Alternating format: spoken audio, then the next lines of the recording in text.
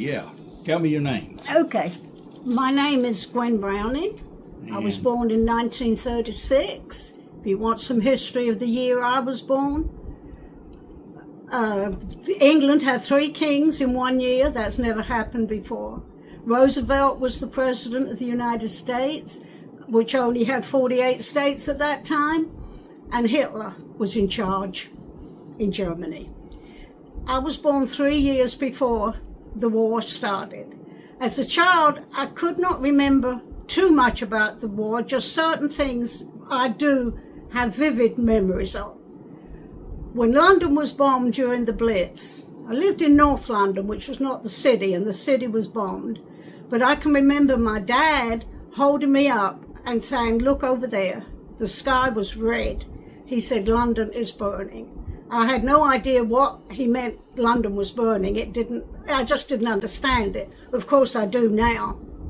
We had a shelter in our backyard, which was called Anderson Shelter, which was by the government. And every time the sirens went off, we had to go into the shelter. We didn't have to, but it was the thing we did. And we stayed there till the siren all clear. I can remember at school, when I was very young, we were given gas masks. I didn't know why we were given them. Mine was like a Mickey Mouse thing that we had supposed to wear all the time. They came to the house and took every bit of metal stuff. I didn't know why they did that. There was so much I did not understand. I know I was in London one time with my mother and the air raid siren went off and we had to go into the underground, which we called the Tube. And there were people down there sleeping the night, I guess. We didn't stay all night. We just stayed till the all clear. And then we left. And I said to my mother, "Why are those people homeless?" She said, "Some of them are, but some feel they're safer in the underground during the Blitz." I can remember the rationing, how bad that was. Then again, I didn't understand. I thought everybody was rationed. I can remember we had to line up for bread. Maybe my brothers and I would take turn. The baker shop was just around the corner and we would wait an hour or two for the bread. I can remember at school we were given cod liver oil and malt, which was a supplement, I guess, for our diet. My dad worked in Covent Garden, which was a butchery, and one day he was stopped because he had a pound of butter on him and he didn't have the ration book on how he got it. And they asked him where he got it from and he wouldn't tell them. I remember this because Dad didn't come home for 2 weeks and we kept on saying to my mother, "Where's Dad? Where's Dad?" We didn't know he was in jail till we read it in the paper. He was sentenced for 2 weeks in jail for a pound of butter. And the person in the cell with him was for chocolate, for candy. So I remember when we were evacuated. I wasn't evacuated the first time.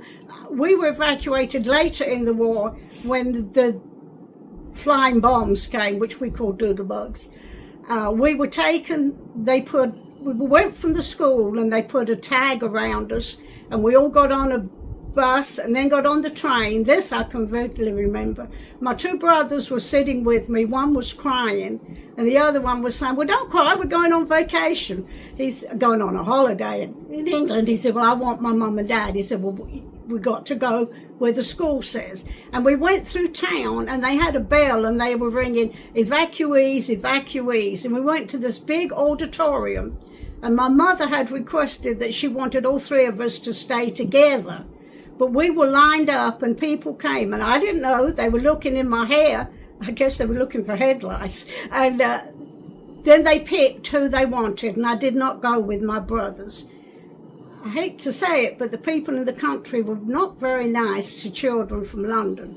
I don't know if they thought we would be a bad influence on their children. I didn't know. I was too young to not really understand that. And the more I think about it nowadays, I think, well, how would we treat children from New York coming down here and going into our schools? Would we treat them like we were treated? I hope not. I wasn't evacuated too long because my mother, when she came to see us, she didn't like the conditions we were living in. She said, we're going back to London. She said, if a bomb hits the house, we're all going to go together. I'm not having you separated. So that was my thing with evacuation. My girlfriend, at my age, I have a girlfriend that I've had for 87 years. She was my next door neighbor. I'm still in touch with her, still call her. She was so upset she didn't get evacuated with me because she wanted us to be together. When we came back to London, it was when, like I say, the flying bombs, and I remember them very, very well. You didn't really have time to give you a siren from them. That was Hitler's secret weapon, because this was after D-Day, so it was trying to get the British to surrender. I don't know what he was thinking. But anyway, the bombs would come over, and when the engine stopped, they would drop. And we heard them lots of times go straight overhead. But one time I was in the house, and one came over, and the engine stopped, and my dad pushed us all under the table. My leg was hanging out from under the table, and the butter dish fell and hit me on the leg, and I was screaming that my leg had been blown off. And for the rest of my life, my brothers have always tormented me about having my leg blown off by a butter dish. But the bomb did drop in not too far from us in the next road, and afterwards my brothers and I, we went and we used to collect shrapnel, parts of the bomb. That was just something we did.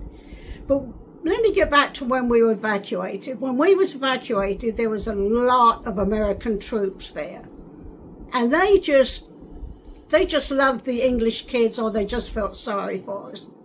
Whenever we would see one, we'd always say, any gum, chum? And they would give us their chewing gum, their candy, anything they could to make our life a little bit better.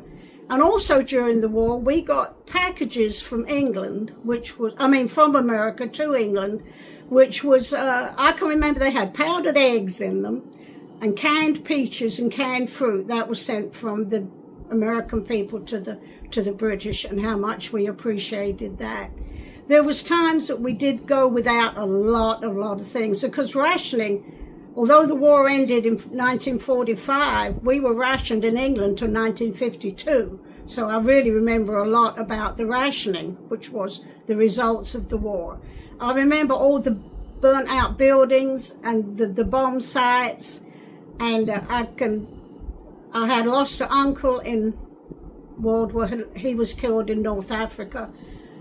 And my mother had a sister that was going to Scotland, and we never ever heard from her again. And they think she was a casualty of a bus that was blown up, and no sign of her.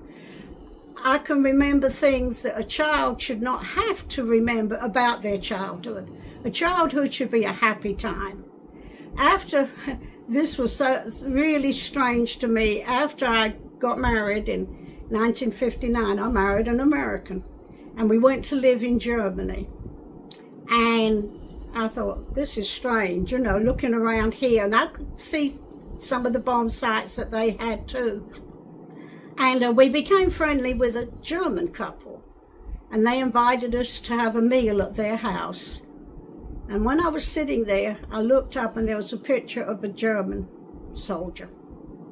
And I thought, oh goodness, what would my dad think if I'm sitting here with these people that put us through so much? And the woman looked at me, she said, that was my son. He was killed in the war. He didn't want to go in the war. He was drafted. And it got me to thinking about the German people. They were not all bad. Not all Germans were bad. Just the way I was taught to think of them when I was younger. But that is not the truth. They were some nice, kind people over there. And then I think about myself. I think I'm British by birth, American by choice, and a Christian by the saving grace of Jesus Christ.